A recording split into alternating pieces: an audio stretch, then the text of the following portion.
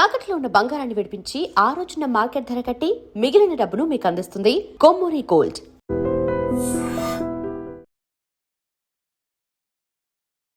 నమస్కారం. ఐడ్రీమ్ ప్రేక్షకులకు స్వాగతం, సుస్వాగతం. ద్వాదశ రాశుల్లో నవగ్రహ స్థితి ఈ మాసంలో ఏ విధంగా ఉంటుంది, అలాగే 2026వ సంవత్సరం మే నెలలో ఏ రాశి వారికి ఏం జరగబోతోంది, ఇలాంటి ఆసక్తికరమైన విషయాలు తెలియపరచడానికి మనతో పాటు ఉన్నారు శ్రీ జ్యోతిషరత్న జ్యోతిష్య చక్ర వైభవ నిపుణులు డాక్టర్ రాళ్లపల్లి రవికుమార్ గారు మనతో పాటు ఉన్నారు. వారితో మాట్లాడదాం. నమస్కారం గురువు గారు. నమస్కారం అమ్మా. గురువు గారు, ద్వాదశ రాశుల్లో ఈ మాసంలో తీసుకున్నట్లయితే నవగ్రహ స్థితి ఏ విధంగా ఉంటుంది? తప్పకుండా. శరదిందు సమాకారే పరబ్రహ్మ స్వరూపిణి వాసరాపీఠ నిలయే సరస్వతి నమస్తుతే. ఐడ్రీమ్ ప్రేక్షకులకు నమస్కారం. మామూలుగా ఏంటంటే ద్వాదశ రాశుల్లో నవగ్రహాలు ఎక్కడ ఉన్నాయో తెలుసుకుంటాం. తెలుసుకున్న తర్వాత ఆ స్థానాల్లో ఆ గ్రహాలు ఉంటే కనుక ఈ మాసం అంతా ఏ ఫలితాలు ఇస్తారో ఏ రాశులకి దాన్ని బట్టి మనం తెలుసుకోవచ్చు అన్నమాట. దానికి ముందుగా ఏంటంటే మనకి సూర్యుడు రవిగ్రహం వచ్చేసి మనకి మే 15 నుంచి ఏమో మనకి వృషభ రాశిలోకి వస్తాడండి. సో మే 14 తారీఖు దాకా మటుకు మేషరాశిలోకి ఉంటాడు. సో ఏప్రిల్ 15 టు మే 14 మేషరాశిలో, మళ్ళీ మే 15 టు జూన్ 15 దాకా ఏమో వృషభ రాశిలో ఉంటాడు. నెక్స్ట్ వచ్చేసి కుజుడు వచ్చేసి మే 11వ తారీఖు నుంచి మేషరాశిలో స్వస్థానంలోకి వస్తాడు. తర్వాత రాహుగ్రహం వచ్చేసి మనకి కుంభరాశిలో ఉంటారు. అలాగే గురువు వచ్చేసి మనకి మిథున రాశిలో ఉంటారు. అలాగే శని వచ్చేసి మనకి మీన రాశిలో ఉంటారు. కేతు వచ్చేసి మనకి ఈ సింహరాశిలో ఉంటారు. అలాగే శుక్రుడు వచ్చేసి మనకి 14వ తారీఖు నుంచి స్వస్థానమైన మనకి వృషభ రాశిలో నుంచి మిథున రాశిలోకి వెళ్ళిపోతాడు. సో 13వ తారీఖు దాకా మటుకు వృషభ రాశిలో స్వస్థానంలో ఉంటాడు. అలాగే గురువు కూడా మనకి జూన్ 2వ తారీఖు నుంచి మళ్ళీ కర్కాటక రాశిలో కూడా మారిపోతాడు. ఇది కాకుండా బుధుడు వచ్చేసి మనకి వృషభ రాశిలో ఉంటారు.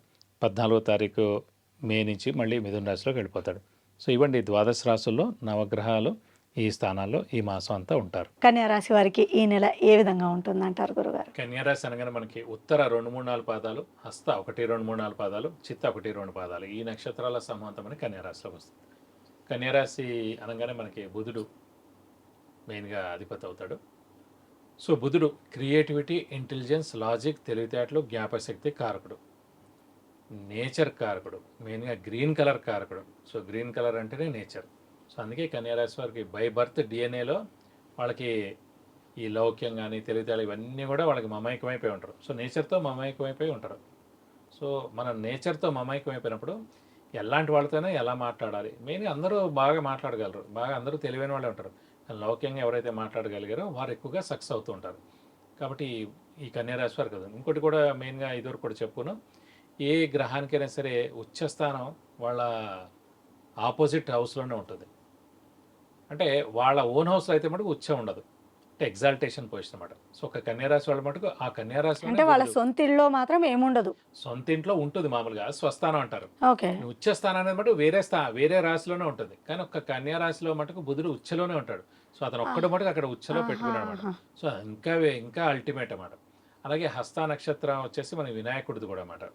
సో వినాయకుడికి మెయిన్గా మనం ఎందుకు పూజిస్తాం? మెయిన్గా తెలివితేటలు పెరగడానికి, ఎక్కడ విఘ్నాలు పోవడానికి, విఘ్నాలు ఏం జరగకుండా ఉండడానికి, తెలివితేట పెరగడానికి, విద్యలో బాగా అభివృద్ధి చెందడానికి, జ్ఞానానికి, ఇవన్నీ కూడా వినాయకుడిని పూజిస్తాం. అందుకే అక్కడ వచ్చేసి కన్యారాశిలోనే ఆ హస్త నక్షత్రంలో ఆయన పుట్టాడు. సో ఆ బుధుడు ఆయనకు అంత ఇంపార్టెన్స్ అన్నమాట. అందుకే బుధుడు చాలా బాగున్న వాడిని వినాయకుడిని ఎక్కువగా ఇష్టపడతారని కూడా చెప్పుకుంటాం. బుధుడు బాగున్న గ్రహం ఎవరికైతే జాతకంలో ఉంటుందో వాళ్ళు వినాయకుడిని ఎక్కువగా ఇష్టపడతారు, వెంకటేశ్వర స్వామిని ఎక్కువగా ఇష్టపడతారు. ఆ రెండు దేవుడిని పూజిస్తే వాళ్ళకి బాగా ఫలితాలు వస్తాయి రెమెడీస్ పరంగా. బట్ ఈ రాశి వారికి వచ్చేసి మెయిన్గా గురువు అనేవాడు దశమ స్థానంలో చాలా బాగున్నాడు. ఎందుకంటే దశమ స్థానం అనేది ఉద్యోగ స్థానం, అలాగే మెయిన్గా ప్రొఫెషన్ స్థానం, వృత్తి ప్రవృత్తి స్థానం అన్నమాట. సో నిరుద్యోగులకు ఉద్యోగం రావడం, ఉద్యోగస్తులకు promotions, name and fame, boss నుంచి మనన, అలాగే మెయిన్గా ఫారిన్ టూర్ విజిట్స్, అసైన్మెంట్స్ ఉండడం, ఇవన్నీ కూడా జరుగుతాయి. విద్యార్థులకు కూడా సువర్ణ అవకాశం అని చెప్పుకోవచ్చు. ఎందుకంటే గురువు మెయిన్గా జ్ఞానానికి ఇవన్నీ కూడా కారకుడయ్యాడు. అలాంటి అతను ఖచ్చితంగా విద్యార్థులకు అత్యద్భుతంగా ఉంటుందని చెప్పుకోవచ్చు. మంచి ర్యాంకులు సాధించడం, మంచి సీట్ పొందడం, అడ్మిషన్ మంచి యూనివర్సిటీలో పొందడం, అలాగే ఫారెన్ వెళ్ళి చదువుకునేందుకు అవకాశాలు ఎక్కువగా ఉన్నాయి. అలాగే ఆరోగ్యం మరియు ఆయుష్ కూడా చాలా బాగుందని చెప్పుకోవచ్చు ఈ కన్యారాశి వారికి. అయితే వివాహం కూడా చక్కగా జరుగుతుందని ఊహించవచ్చా గురువుగారు? తప్పకుండా. గురువు దశమంలో ఉన్నాడు కాబట్టి, గురువు బలం పరిపూర్ణంగా ఉంది కాబట్టి ఖచ్చితంగా మీరు గట్టిగా ప్రయత్నిస్తే, మానవ ప్రయత్నం చేస్తే ఖచ్చితంగా వివాహానికి అవకాశాలు 100% ఉన్నాయి. అలాగే సంతానం విషయానికి వద్దాం. సంతానానికి కారకుడు కూడా గురువు అని చెప్పుకున్నాం ఇందాక. సో ఇప్పుడు గురువు కూడా ఉచ్చ స్థానంలోకి వస్తున్నాడు మనకి జూన్ 2వ తారీఖు నుంచి. అది లాభస్థానం కూడా అవుతుంది. సో ఖచ్చితంగా 100% కన్యా రాశి వారు ఎవరైతే ఉన్నారో సంతానం లేని వారు ఖచ్చితంగా 100% సంతానం కలిగేందుకు అవకాశాలు ఉన్నాయి. ఇప్పుడు కన్యా రాశి వారు చాలా అంటే అదృష్టవంతులనే చెప్పుకోవచ్చు. అనుకున్నవన్నీ జరుగుతున్నాయి, బ్రహ్మాండంగా ఉందని చెప్తున్నారు. మరి వీరు కూడా పరిహారం చేయాలంటారా? వీరు ప్రస్తుతం ఏంటంటే శని ఒక్కడు సప్తమ స్థానంలో ఉన్నది, కానీ చిన్న చిన్న ఇబ్బందులు అంటే ఇమీడియట్ బాస్తో ప్రాబ్లం ఉండడం, కొంచెం భార్యాభర్తల మధ్యన అన్యోన్యత లోపించడం, చిన్న చిన్న తగాదాలు జరగడం, ఇలాంటివన్నీ జరుగుతూ ఉంటాయండి. సో వీరు వచ్చేసి ప్రతి శనివారం ఉపవాసం ఉండడం, సేమ్ ఆంజనేయ స్వామి మరియు వెంకటేశ్వర స్వామిని ఎక్కువగా ఆరాధిస్తే చాలా మంచిది. అలాగే ప్రతిరోజు ఆంజనేయ స్వామి మరియు వెంకటేశ్వర స్వామి అష్టోత్తరం చదువుకోవడం, అలాగే ప్రతి మంగళవారం వీలైతే ఏదో ఒక మంగళవారం వీలైతే కనుక మంగళవారం శనివారం రోజున ఆంజనేయ స్వామి టెంపుల్కి వెళ్ళి సింధూరు పూజ చేయించడం కానీ, వడమాల సమర్పించడం కానీ, తమలపాకులు పూజ చేయించడం కానీ చేస్తే మంచిది. అలాగే వెంకటేశ్వర స్వామి టెంపుల్కి అయితే బుధవారం శనివారం రోజున వెళ్ళి అభిషేకంగా నచ్చని కానీ ఆయనకి చేస్తే కనుక మీకు అన్ని విధాలు మంచి చేకూరుతుంది. సో తెలుసుకున్నారు కదండి, కన్యా రాశి వారికి చాలా బాగుంది ఈ నెల అని తెలియపరిచారు గురువు గారు. అలాగే ఎలాంటి పూజలు చేయాలో కూడా తెలుసుకున్నారు కదా, మరి ఆచరించండి. ధన్యవాదాలు గురువు గారు. నమస్కారం.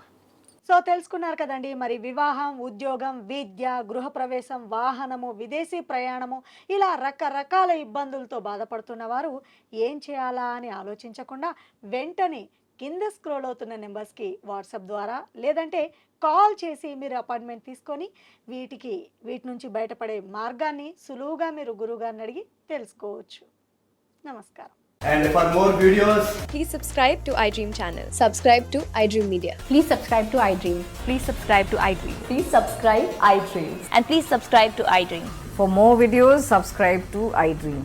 please like, share and subscribe to the channel. Congratulations, iDream. Subscribe to iDream. Subscribe to iDream. So subscribe to iDream Media. iDream team అందరికి huge congratulations. Please subscribe iDream Media. Please subscribe to iDream. Subscribe iDream. Please subscribe to iDream. iDream అంటే నా కళల ఛానల్ను subscribe చేసుకున్న నోరు తిరుగుతలేదు, మీరైతే గంట గుర్తు కొట్టండి. For more such videos, please subscribe to iDream. Subscribe to iDream. Please subscribe to iDream. Please subscribe iDream Media. Please do subscribe to iDream. Please subscribe to iDream Media. For best entertainment and information, please subscribe iDream. And don't forget to subscribe to iDream.